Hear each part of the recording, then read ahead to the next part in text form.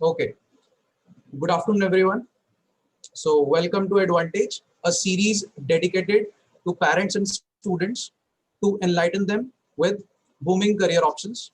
So, we'll be hearing the observations and experiences of the newest trendsetters so as to help students and parents to plan their next phase of growth.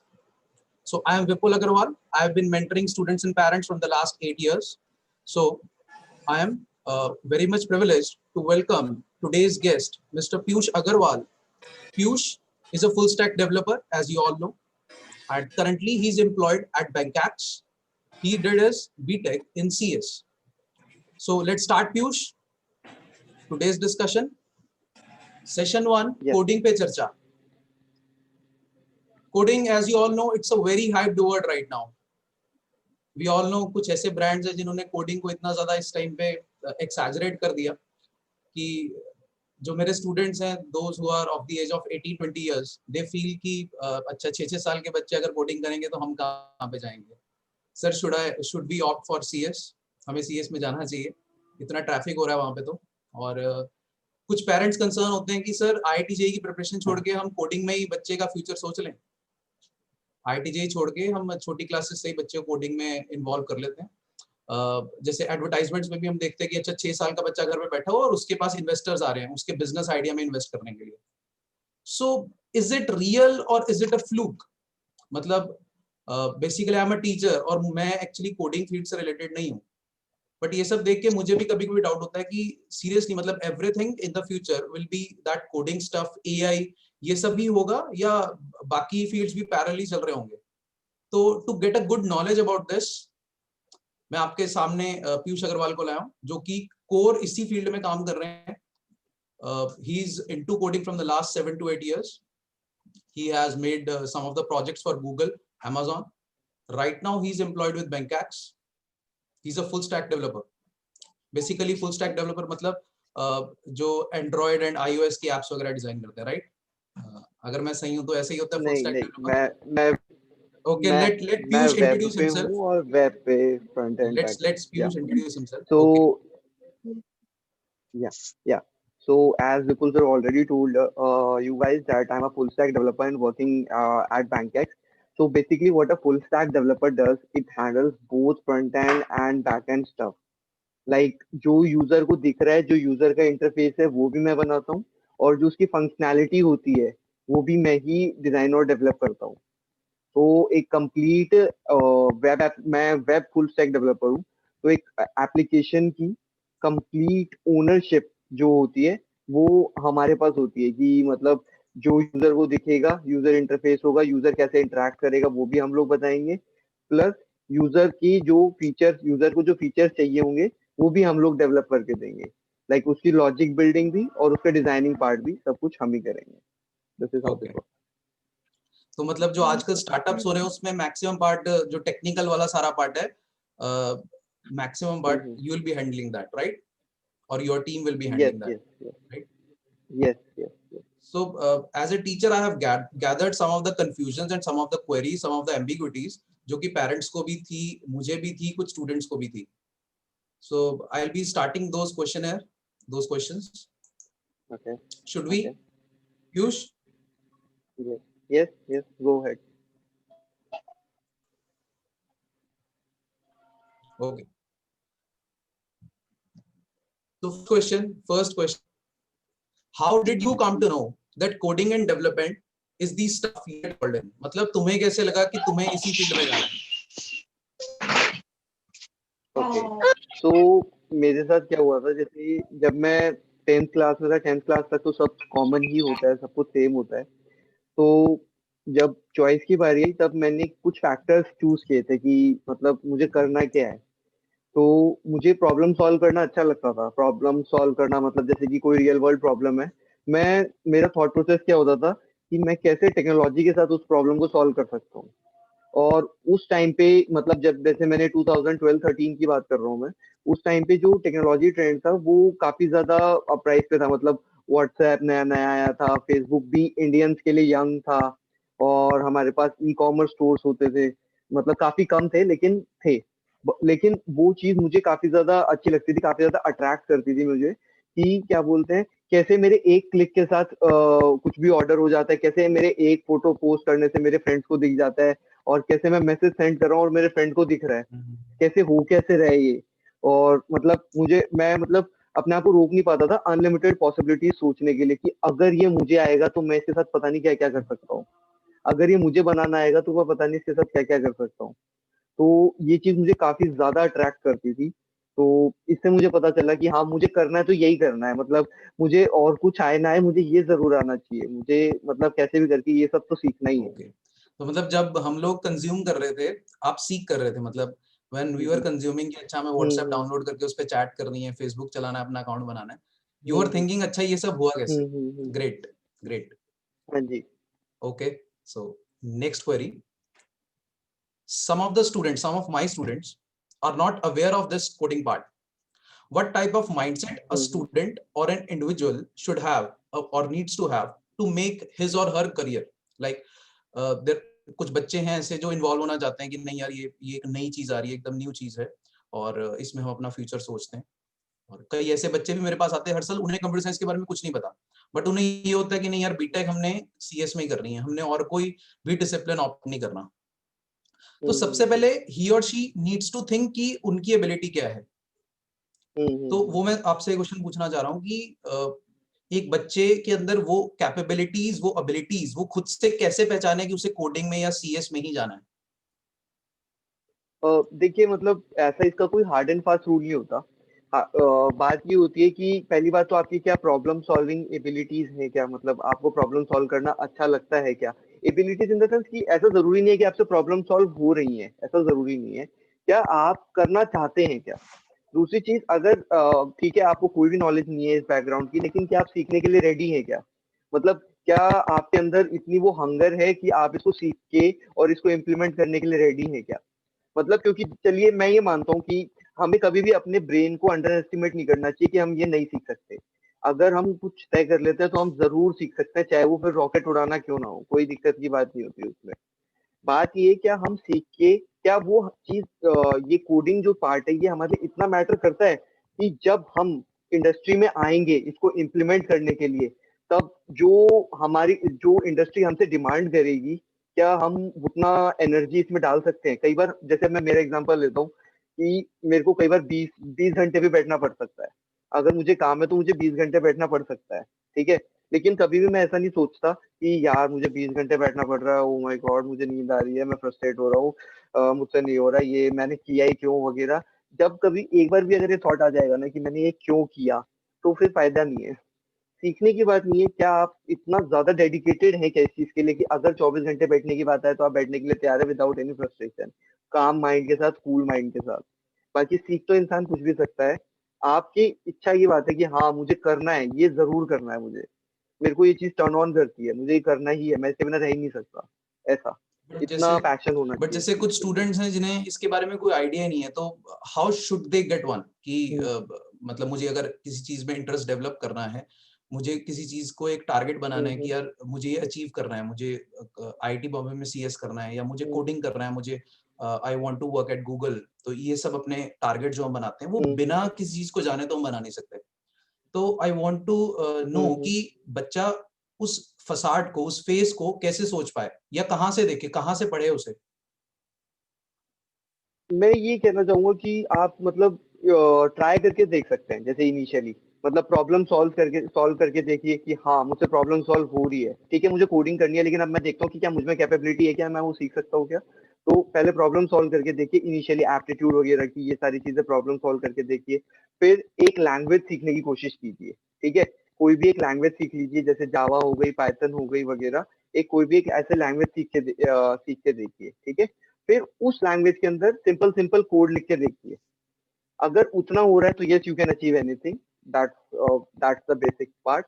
अगर इतना हो रहा है तो yes, अगर आप आगे काम करते जाएंगे, मैं हम आगे अभी इस पे बात अच्छे से करेंगे कि क्या क्या स्टेप्स और इन डेप्थ हम जानना चाहेंगे कि इन डेप्थ स्टेप्स क्या क्या होते हैं, हम उस पर बात करेंगे। लेकिन ना that is the basic part, अगर आप लैंग्वेज तक सीख लेते हैं और प्रॉब्लम सॉल्व करना स्टार्ट कर लेते हैं तो yes you can achieve. Okay, next, जैसे ज्यादा स्टूडेंट्स मेरे पास जो आते हैं they are coming in 11th and 12th, तो a student going to get admission in CS BTech, right, मतलब बीटेक में एडमिशन ले रहा है and he or she wants to opt for CS discipline, तो can you share a road map or success mantra कि college के करिकुलम के साथ साथ वो कुछ ऐसे कोर्सेज या ऐसी चीजें क्या क्या करे सच दैट जब वो 3 साल के बाद 4 साल के बाद प्लेसमेंट्स में बैठ रहा है तो he or she will definitely get a good placement. Okay okay. So इसके लिए एक मतलब मैं आपको कुछ स्टेप्स बता सकता हूँ जो मेरे लिए काम किए थे, होपफुली आपके साथ भी काम ओके, करेंगे। सबसे पहले स्टेप जीरो प्लीज से प्लीज बात स्टूडेंट्स करते हैं। नोट दैट डाउन, या दैट्स एन इंपॉर्टेंट पार्ट। सबसे पहले हम लोग स्टेप जीरो से बात करते हैं, ठीक है। स्टेप जीरो होता है हमारा एप्टीट्यूड, ठीक है। जो हम फिफ्थ से लेके एट्थ क्लास तक मैथ की प्रॉब्लम सॉल्व करते आ रहे हैं, वो हमारा स्ट्रांग होना चाहिए। ये क्योंकि अभी हम सोच लेते हैं कि कौन मुझसे प्रॉफिट एंड लॉस पूछेगा, कौन मुझसे ट्रेन की स्पीड पूछेगा, कौन मुझसे अपस्ट्रीम डाउनस्ट्रीम के क्वेश्चन पूछेगा, बट वो सुन इनडायरेक्टली हमारे लो ब्रेन की ग्रोथ में हेल्प करता है। वो इनडायरेक्टली हमारे ब्रेन की ग्रोथ को हेल्प करते हैं, हमारी लॉजिकल डेवलपमेंट करते हैं, वो हमें पता नहीं चलता लेकिन वो हमारी बहुत हेल्प करते हैं, ठीक है। तो मैं उसको स्टेप जीरो मानता हूँ कि स्टेप जीरो आपकी एप्टीट्यूड काफी अच्छी होनी चाहिए, ठीक है। तो आप उस पर काम कीजिए, बिल्कुल कीजिए। थोड़े थोड़े क्वेश्चन सॉल्व कीजिए, हर हर हर सेट के क्वेश्चन सॉल्व कीजिए, वो हमारा स्टेप जीरो हो गया। स्टेप वन क्या होता है कि हमें एक लैंग्वेज को पकड़ लेना चाहिए, ठीक है। एक लैंग्वेज जैसे मैंने अभी आपको बताया कि या तो जावा ले सकते हैं हम, या पाइथन ले सकते हैं, या कोई भी एक सी लैंग्वेज। प्लस मुझे प्लस ले जावा अच्छी सकते लगती हैं, थी, मैंने पाइथन। हाँ सी प्लस प्लस ले सकते हैं, सी ले सकते हैं, पाइथन ले सकते हैं, जावास्क्रिप्ट ले सकते हैं, कोई भी ले सकते हैं। मुझे जावा अच्छी लगती थी तो मैंने जावा को पकड़ा था। मैंने मतलब, लेकिन हाँ, जो हम एक लैंग्वेज लेंगे ना, उसको बस घोट के पी जाओ। मतलब उसमें अगर कोई भी कुछ पूछे ना कि ये चीज क्यों होती है, इंटरनली कैसे होती है, तो हमें पता होना चाहिए कि इसके इंटरनली ये चीज कैसे हो रही है, ठीक है। फिर स्टेप वन था हमारा लैंग्वेज सीखना, लर्निंग लैंग्वेज इज इंपॉर्टेंट, क्योंकि अगर आपको नहीं आता होगा तो आप किसमें करेंगे। स्टेप टू जो होता है हमारा, वो है डाटा स्ट्रक्चर एंड एल्गोरिथम्स। ये इंपॉर्टेंट है। ऐसा होता है ना कि घर बनाते हैं तो एक नींव बनती है, तो ये तीनों स्टेप्स नींव के हैं, ठीक है। तो डाटा स्ट्रक्चर और एल्गोरिदम काफी ज्यादा इंपॉर्टेंट होता है, बहुत ज्यादा। मतलब मेरा मानना है कि आप किसी भी कंपनी में इंटरव्यू देने जाओगे ना, तो वहाँ एटलीस्ट एक राउंड तो ऐसा होता ही होता है, एटलीस्ट बोल रहा हूँ ओके, मैं। सारे राउंड्स भी हो सकते हैं लेकिन एटलीस्ट एक राउंड तो ऐसा होगा ही होगा जहाँ पे वो आपसे डाटा स्ट्रक्चर और एल्गोरिदम की प्रॉब्लम सॉल्व कराएंगे। तो आप उसमें क्या कर सकते हो कि जैसे कि आप उसमें ऐसे टाइम दे सकते हो कि 6 मंथ तक, फर्स्ट 6 मंथ जब आपने स्टार्ट किया, तो आप डाटा स्ट्रक्चर एल्गोरिदम के जितने कॉन्सेप्ट हैं सारे सीखो, जितनी प्रैक्टिस कर सकते हो करो। फिर उसके बाद जब आपको उसके बाद क्या, आपको अपने आप कॉन्फिडेंस आना चालू हो जाता है कि हाँ, मैं डाटा स्ट्रक्चर एल्गोरिदम के कॉन्सेप्ट समझ गया हूँ, link list, stack, Q, hash maps वगैरह सब समझ गया हूँ। अब मुझे बस रेगुलरली इसमें प्रॉब्लम सॉल्व करनी है। तो एक रूटीन बना लो कि रोज है ना, कुछ भी हो जाए, मुझे एक या दो प्रॉब्लम तो सॉल्व करनी ही करनी है। ये रूटीन होना चाहिए। Consistency matters. डाटा स्ट्रक्चर और एल्गोरिदम में आपकी कंसिस्टेंसी आपको बहुत ज्यादा हेल्प करती है। अगर आप कंसिस्टेंट हो ना, तो नो डाउट चाहे कोई बंदा 90% का बंदा हो, आप उसको ओवरकम कर सकते हो, ठीक है। और फिर इसके बाद नेक्स्ट स्टेप जो होता है, जब हमारा डाटा स्ट्रक्चर एल्गोरिदम हो गया है, तो अब प्रोजेक्ट्स पे काम करते हैं। आप चाहे एमएल, मशीन लर्निंग कर रहे हो, एआई कर रहे हो, फुल स्टैक डेवलपमेंट कर रहे हो, या data, big data, data science, जो भी किसी भी इसमें जा रहे हो, यहाँ से क्या है, थोड़े रास्ते अलग अलग हो जाते हैं। आप किसी में भी जा रहे हो, प्रोजेक्ट्स इंपॉर्टेंट होते हैं, क्योंकि वो आपके रिज्यूमे में दिखते हैं, ठीक है। जब आपके रिज्यूमे में आपके प्रोजेक्ट्स होंगे, तो आपको शॉर्टलिस्ट होने में हेल्प होगी। कोई फायदा नहीं है अगर आपके पास बहुत सारी नॉलेज है, सब कुछ है, लेकिन अगर आपका रिज्यूमे शॉर्टलिस्ट नहीं हुआ प्लेसमेंट के लिए, तब कोई फायदा नहीं है। मतलब वो नॉलेज किसी काम की नहीं है जब आप इंटरव्यूअर को नॉलेज दिखाई नहीं सकते तो। और उसके लिए आपको शॉर्टलिस्ट होना पड़ेगा, और शॉर्टलिस्ट होने के लिए आपको आपके रिज्यूमे को स्ट्रांग बनाना पड़ेगा। तो उसके लिए आपको बहुत सारे प्रोजेक्ट पे काम करना चाहिए। मतलब मैं ये मानता हूँ कि जैसे जो आपके 4 साल बीटेक के होते हैं, वो सफिशियंट होते हैं ये सारा काम करने के लिए। कोई बंदा स्लो होगा, कोई फास्ट होगा, तो सब अपने अपने अकॉर्डिंग टाइम दे सकते हैं। जैसे डाटा स्ट्रक्चर एल्गोरिदम है, ठीक है। कोई बंदा होता है वो 4-5 महीने में कर लेता है, लेकिन कोई बंदा होता है जिसको साल भर भी लग सकता है। तो ऐसा कोई मतलब अपने आप पे वो करने की, प्रेशराइज करने की जरूरत नहीं है कि नहीं उसका तो हो गया, मेरा ऐसा हो गया। अपने अकॉर्डिंग करो। 4 साल है आपके पास, सीखने के 4 साल है आपके पास। कोई ऐसे लिमिटेशन नहीं है कि नहीं, मतलब इसमें मुझे ये भी करना है, वो भी करना है। आराम से तसल्ली से बैठ के सीखो, अपनी बेस स्ट्रॉन्ग करो, स्किल्स पे काम करो। ये मेरे हिसाब से रोड मैप रहना चाहिए। मतलब जो मुझे समझ में आया, मैं थोड़ा सा स्टूडेंट्स को ब्रीफ भी कर देता हूँ इसमें। मतलब जो बिल्कुल स्टेप 0 जो बताया गया था, दैट वाज एप्टीट्यूड पार्ट। वो हम सब कर रहे हैं, सब मैथ्स के एग्जैक्टली। स्टूडेंट्स हैं, तो सबका वो पार्ट बाकियों से तो स्ट्रांग होता ही है। स्टेप 1 जो बताया पीयूष ने, that was DS in algo, right? No, that was a language. No, कोई भी लैंग्वेज आपने कोई भी एक language particular language part. Language को आपने घोट के पी जाना है, जैसे पीयूष ने बताया, ठीक है? मतलब किसी में भी अपना जो है इंटरेस्ट बना लेना है किसी भी लैंग्वेज में। एंड हाँ, ये मेक श्योर करना कि जो स्कूल में हम लैंग्वेज पढ़ते हैं ना, स्कूल में जो हम पाइथन या कुछ भी आ रहा है, उस लेवल पे नहीं, हमने अपने पेस पे वो सारा काम करना है, ठीक है? मतलब अपने एग्जैक्टली। तरीके से वो सारा उस पे प्रोजेक्ट्स करके the next step will be the DS and algo part. इतना हल्का फुल्का मेरे को पता है क्योंकि स्टूडेंट्स में शेयर भी करते रहते हैं कि सर अभी बीटेक के फर्स्ट ईयर में अब डीएसएल को हमने खत्म कर लिया, अब एमएल स्टार्ट कर रहे हैं या आईओटी स्टार्ट कर रहे हैं, ठीक है?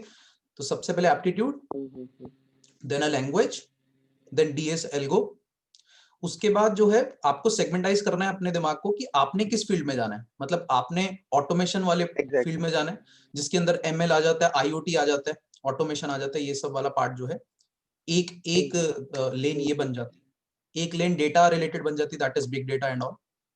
और another lane full stack developer, just like full Piyush. Stack indefinite possibilities है, मतलब कुछ भी कर सकते हैं, ये जो मुझे पता था मैंने अपने हिसाब से बताया। ग्रेट बहुत ग्रेट कुछ है। Great Piyush. Next Piyush, next confusion, ये मेरा कंफ्यूजन है। What according to you is the appropriate age to start coding? जैसे मेरे घर पे बच्चे हैं, नो मुझे लगता है अच्छा अप्रोप्रिएट। यार ये तो 5 साल के बच्चे कोडिंग करने लग गए, तो is it correct to push them no, into it? No appropriate.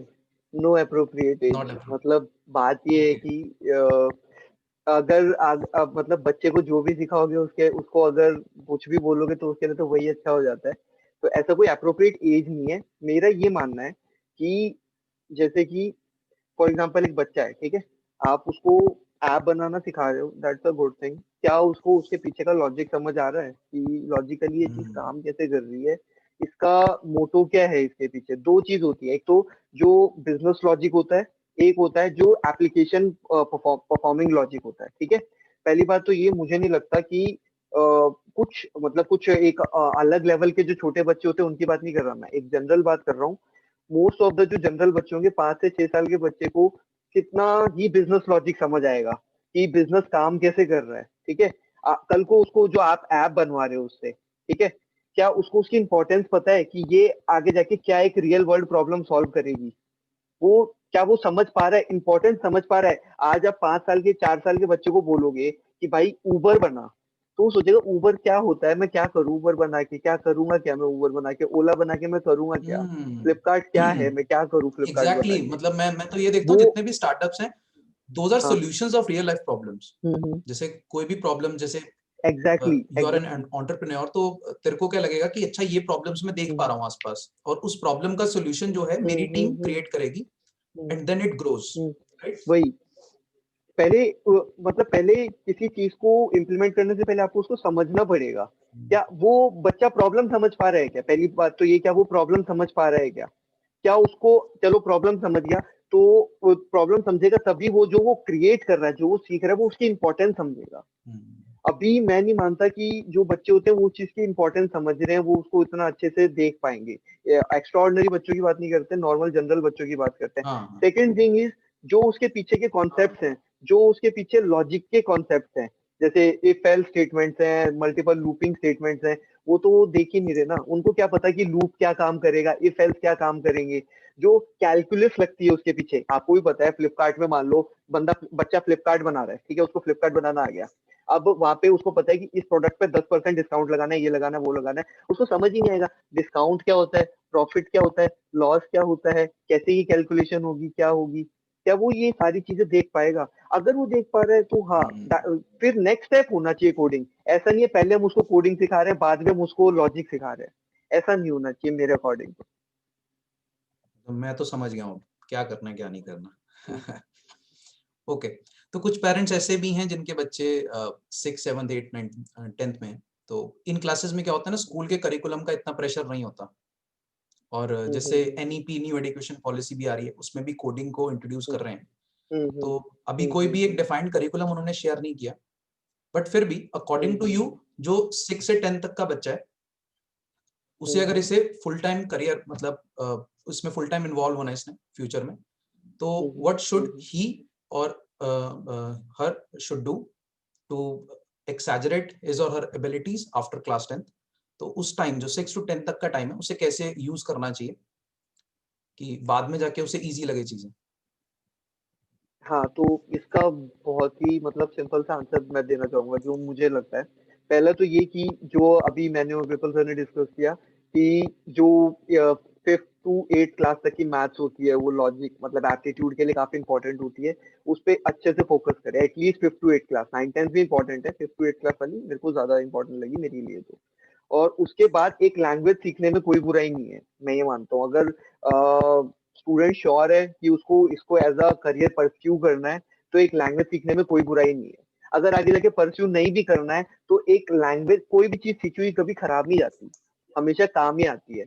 और अगर आपको पहले से एक लैंग्वेज आती है और आपको पता है आपको 11th क्लास से ही ऑनवर्ड आपको सीएस में ही फोकस करना है, तो आपको बाकी सारे जो आपके क्लासमेट्स होंगे उनके ऊपर एक एज मिलता है इसमें कि हाँ आपको पहले से एक लैंग्वेज आती है, आपको एक लैंग्वेज के कॉन्सेप्ट्स पता है, आपको प्रोग्रामिंग पैराडाइम्स पता है, प्रोग्रामिंग के रूल्स पता है।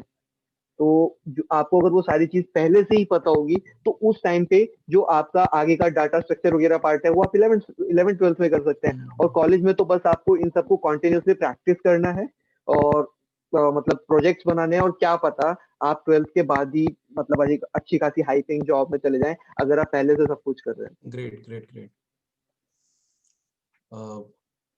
नेक्स्ट यार, ये जो हमारा स्कूल करिकुलम है related to programming stuff, related to computer languages, is this justified? मतलब क्लास 12th में जाके बच्चे पाइथन वगैरह सीख रहे हैं या जो भी उसके अंदर जो भी कोर काम कर रहे हैं, क्या वो 12th क्लास के बच्चे को एग्जैक्टली वही काम करना चाहिए कि वो काम बच्चा पहले भी कर सकता है? मतलब स्कूल का करिकुलम सही पेस पे चल रहा है अकॉर्डिंग टू हमारे जो एक्सटर्नल चेंजेस हैं?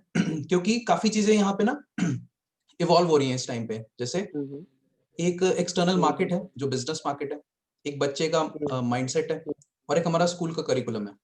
मतलब क्या तीनों चीजें सेम पेस पे चल रही हैं? अगर तीनों चीजें सेम पेस पे चलेगी तभी तो बच्चा विल बी सक्सेसफुल ना। तो इसमें क्या चीज स्लो है और क्या चीज कंपैरेटिवली फास्ट है? मेरा ये मानना है कि जैसे स्कूल का करिकुलम मोर और लेस हम उसको थोड़ा इम्प्रूव कर सकते हैं, ठीक है, मतलब उसमें इम्प्रूवमेंट की गुंजाइश है, कुछ चीजें आगे पीछे कर सकते हैं, ठीक है। मतलब जैसे जो लैंग्वेज वाला पार्ट है हम थोड़ा और पहले ला सकते हैं, 11th 12th में हम उसको थोड़ा एक लेवल और आगे लेके जा सकते हैं। बट मेरा मेजर कंसर्न होता है कॉलेजेस का करिकुलम। मतलब जो हम कॉलेजेस में सीखते हैं ना वो इंडस्ट्री में बिल्कुल ही, जब हम इंडस्ट्री में जाते हैं कॉलेजेस से तो एकदम ही उलट मिलता है हमको। आज इंडस्ट्री में उस ये तो मैंने बंदे भी की ऑब्जर्व वैल्यू किया। ज्यादा होती है। आज इंडस्ट्री में उस बंदे की वैल्यू ज्यादा होती है जो डे जीरो से प्रोडक्टिव है, मतलब जो पहले दिन से जा रहा है और वो तब से प्रोडक्टिव है। आज मान लो मैं कहीं इंटरव्यू देता हूँ और मेरे साथ में बंदा एक इंटरव्यू देता है, हम दोनों का सब कुछ सेम है, बट मुझे पहले दिन से पता है कि मुझे क्या करना है, लेकिन कंपनी को उसको पहले ट्रेनिंग देनी पड़ेगी 1 महीना। तो कंपनी ऑब्वियसली मुझे हायर करेगी क्योंकि मुझे पहले से पता है। और जो ये पहले से पता होने वाली चीज होती है ना, ये हमारे करिकुलम में नहीं होती। That is the that is the thing which concerns मी।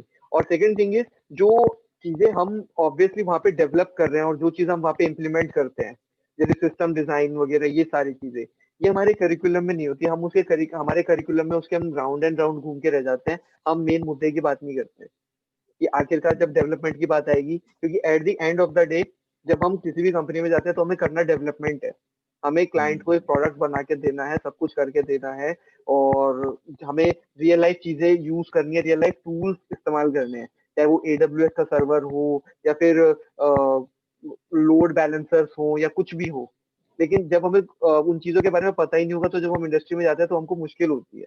तो इंडस्ट्री के अकॉर्डिंग हमारा करिकुलम काफी पीछे है, हमें बहुत कुछ सीखना पड़ता है। जैसे कॉर्पोरेट ये वर्ड यूज करते हैं ना, जैसे नए ट्रेनीज जब आते हैं, हम्म एसेट फ्रॉम डे जीरो, हम्म हम्म कि वो उसमें से अपने ग्रुप में से छांट लेते हैं, अच्छा यार ये दो दो लड़के या दो बच्चे ऐसे हैं जो पहले दिन से हम इनको काम पे लगा सकते हैं। उनको प्रोजेक्ट्स मिलते हैं, ऑब्वियसली उनकी ग्रोथ ज्यादा डे होती है। डे डे जीरो से प्रोडक्टिव, डे जीरो से प्रोडक्टिव चाहिए, क्योंकि कंपनी को देखो पैसा कमाना है, सीधी सी बात है। किसी भी कंपनी को पसंद नहीं होता कि वो मतलब बहुत ज्यादा इन्वेस्ट करे अपने एम्प्लॉय पे, चाहे मतलब कुछ ही हो, मतलब बहुत ज्यादा इन्वेस्ट कोई भी नहीं करना चाहता। सब कहते हैं ठीक है 5-7 दिन में आप यूज टू हो जाओ हमारे प्रोडक्ट के साथ, and just hit the ground running. Great ऐसा ग्रेट होना ग्रेट चाहिए। Great. So these were my questions. In case किसी भी स्टूडेंट का कोई सवाल है तो वो चैट पे सेंड कर सकता है। जैसे अक्षित का क्वेश्चन है, sir can you please give an example like what kind of problem we should solve to try. मतलब उसे उन्हें इस लेवल पे इन क्लास 11th कैसे इन प्रॉब्लम टर्म्स सॉल्व ऑफ करने इन चाहिए कि terms of he'll be get to know about this stuff। मतलब जैसे कि कोडिंग रिलेटेड या फिर एप्टीट्यूड वगैरह की, वैसे ऐसा मतलब क्या, in terms of with reference to what problems, coding coding मैं ये जानना इंटरफेस, चाहूंगा। कोडिंग कोडिंग अच्छा, इंटरफेस। कोडिंग से रिलेटेड, ठीक है। इसमें क्या होता है, हम एक लेवल बाय लेवल जाते हैं, ठीक है। जैसे मैं आपको कुछ वेबसाइट सजेस्ट कर सकता हूँ, अगर आप कोडिंग से रिलेटेड प्रॉब्लम सॉल्व करना चाहते हैं, ताकि आपको पता चले कि आप स्टैंड क्या करते हैं ग्रेट ग्रेट और ग्रेट। मतलब हम अपने आप को इम्प्रूव कैसे कर सकते हैं। तो कुछ वेबसाइट्स हैं, जैसे लीड कोड करके एक वेबसाइट है। It is just a fantastic website. उस पर काफी सारे कॉम्पिटिशन चलते हैं और बहुत सारी प्रॉब्लम्स हैं उसमें। इवन जो रियल वर्ल्ड इंटरव्यूज में पूछी गई है फेसबुक अमेजोन के इंटरव्यूज में, वो प्रॉब्लम्स भी हैं उसके अंदर। तो आप तो उसमें, और उसमें सेक्शन बने हुए हैं, मतलब क्या बोलते हैं, easy, medium, hard, very hard, और ऐसे करके। तो आप वो प्रॉब्लम सॉल्व कर सकते हैं। Geeks for cheat code geeks है right, cheat code. Lead, no lead code, cheat LEET। I'll write it lead down. Code. I'll write it down. Okay Yes, okay. Lead code.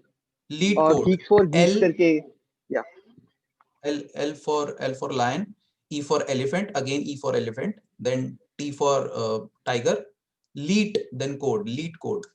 Great great, सबको message चला गया और होगा। फिर जैसे Geeks Geeks for for Geeks Geeks भी है है, ये। Geeks for Geeks. ऐसे करके बहुत सारी वेबसाइट हैं।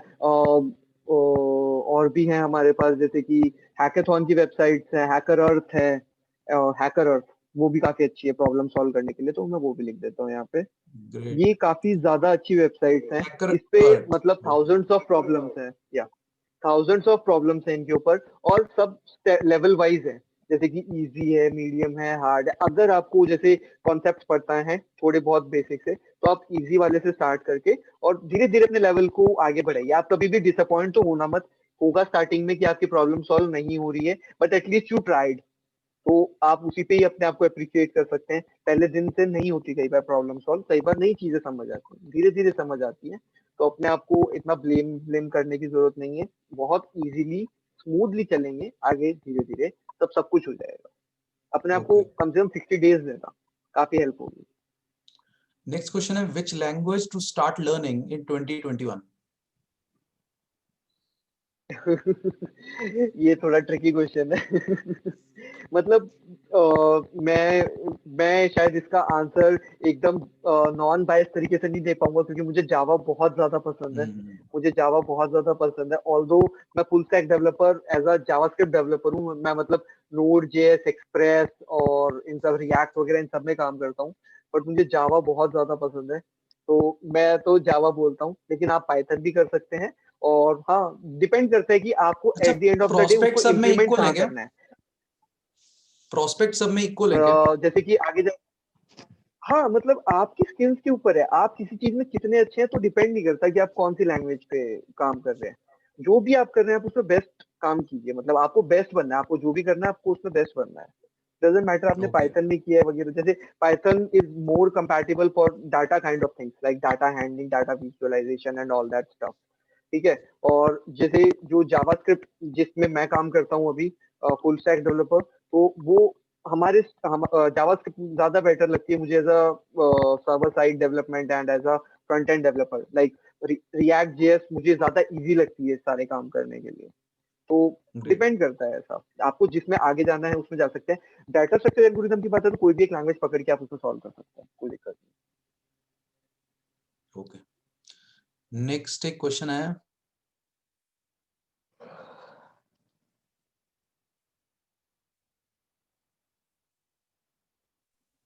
हेलो। नहीं। हेलो, क्या? हाँ, बीच में थोड़ा लैग आ गया था।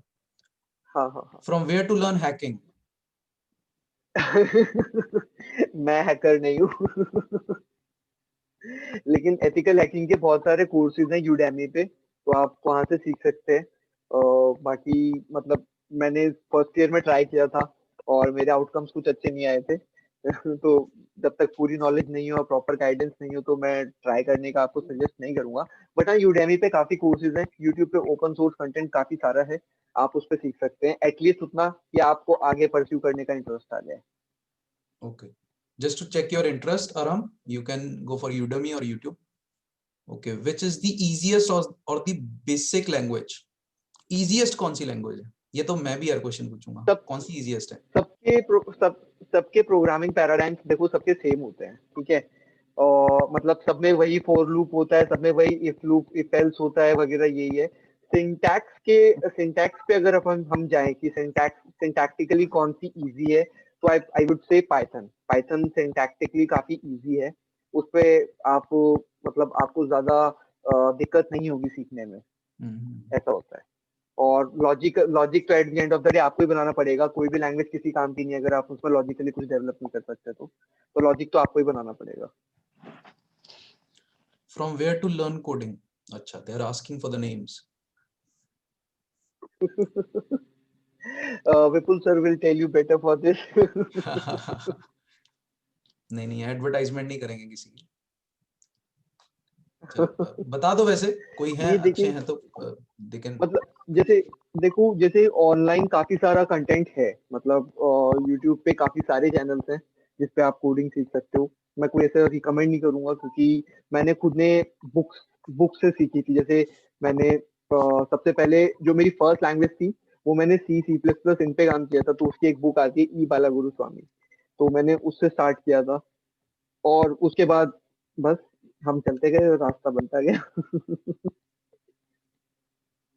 अक्षय पूछ रहा है, is WHJ a nice website to learn programming? WHJ, I don't know about it. White Hat Junior. Oh White Hat Junior, I don't know buddy. मैंने कभी ट्राई नहीं किया।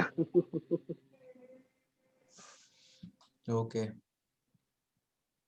Which language is used to develop applications? Amazon or any other games?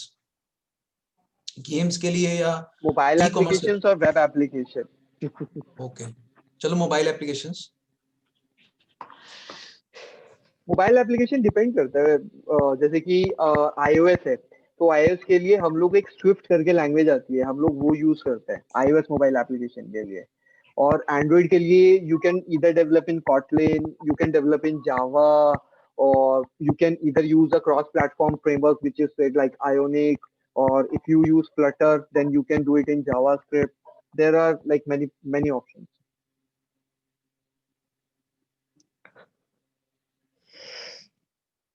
Hello. Hello. हाँ, आवाज नहीं आई। अच्छा अच्छा, मैं वापस बताऊं, अब आ रही है बात? हाँ, अब आ रही है, अब आ रही है। मैं ये कह रहा था जैसे कि जो iOS के लिए, उसके लिए हम लोग स्विफ्ट लैंग्वेज करके एक होती है, उसको यूज करते हैं, ठीक है। और अगर एंड्रॉइड की बात है, तो एंड्रॉइड में हमारे पास बहुत सारे ऑप्शन है, जैसे कि कॉटलिन है, जावा है, और अगर हम एक क्रॉस प्लेटफॉर्म फ्रेमवर्क यूज करते हैं जैसे कि आयोनिक, और या फिर हम फ्लटर यूज कर सकते हैं, तो उसमें हम जावास्क्रिप्ट का भी यूज कर सकते हैं। तो ऐसे बहुत सारे ऑप्शन होते हैं, तो ये डिपेंड करता है कि आप कौन सा चूज करते हैं, बहुत सारे। Okay okay. गोपेश का क्वेश्चन है, जावा वर्सेस कोटलिन। जावा वर्सेस कॉटलिन, मैंने जैसे पहले भी कहा था, मैं इसका इसका अनबायस्ड तरीके बायस्ड से आंसर आंसर नहीं आएगा, दे पाऊंगा। बायस्ड आंसर आएगा। मुझे जावा पसंद है, but yes, Kotlin is better. Kotlin is better nowadays, but because there it have its reasons, you can like search about it, but yes, Kotlin is considered as better. And I'm not in mobile application development, तो मैं शायद इसके बारे में ज्यादा updated भी नहीं हूँ, लेकिन हाँ, जो मेरी टीम में एंड्रॉइड डेवलपर है, वो कह रहे हैं कि वो कहते हैं कि कॉटलिन बेटर है because it interacts with machine better. और ऊपर से ये जेट ब्रेन्स की खुद की डेवलप की हुई लैंग्वेज है, the same company which developed Android Studio and all that stuff. So I think that's why. Okay. Next question. How to get a reputed certificate, and how we can keep a check on us? Is there any test to check? Yes, exactly. There are tests like test मतलब आपको वो data structure algorithm वाली consistency वाली check करनी होगी आपको, है ना? तो उस पे हम क्या कर सकते हैं, जैसे लीड कोड पे वीकली बाय वीकली कॉम्पिटिशन्स होते हैं, टेस्ट होते हैं, Okay. आप उस पे करिए और फिर आप उसमें क्या होता है, साइड में एक जैसे कि टेबल भी आती है जिसमें लीडर बोर्ड टाइप आता है, लीडर बोर्ड। तो उसमें आपकी पोजीशन भी दिखाता है वो कि अब आप यहाँ पर, अब आप यहाँ पर है, आपको पता चलता रहेगा कि आप कितना प्रोग्रेस कर रहे हैं, कितना प्रोग्रेस नहीं कर रहे हैं। तो ऐसे कॉम्पिटिशन्स होते रहते हैं, हैकाथॉन्स होते रहते हैं, उनमें रेगुलरली पार्ट लीजिए। मैं मतलब मैं आपको ये सजेस्ट करूंगा, लीड कोड पे जो वीकली बाय वीकली कंपटीशन होता है ना, उसमें 5 प्रॉब्लम्स आती हैं शायद, आई गेस, मैं मतलब काफी टाइम हो गया मुझे सॉल्व किए हुए, लेकिन उसमें शायद 5 या 6 प्रॉब्लम्स आती हैं। हर वीक आप उस कंपटीशन में पार्ट लीजिए, आपको डेफिनेटली अपने आप में improvement. Okay. Great talking to you, Piyush. Okay, एक और क्वेश्चन है. What is okay. what is the minimum typing speed required for a coder? ऐसा कभी मैंने मेजर नहीं किया, क्योंकि ये ये ज्यादा आदित्य, इंपॉर्टेंट once होता you नहीं है, क्योंकि जब आप are स्टार्ट करते familiar हो with तो that, ऑब्वियसली आपकी। एक हाँ टाइपिंग स्पीड तो बन हाँ जाती है. मेरी तक बन गई, मैं तो कोडर भी नहीं हूँ यार. हाँ हाँ, वो बन जाती है, मतलब ये स्टार्ट करते हैं तब स्लो होती है और उसके बाद फास्ट हो जाती है, तो नो इश्यूज विद दैट। चलो, thanks a lot Piyush. Okay. Okay, okay, great talking to you. Thank you. Okay, okay. Bye bye everyone. Have a nice day. Okay, bye bye. Bye.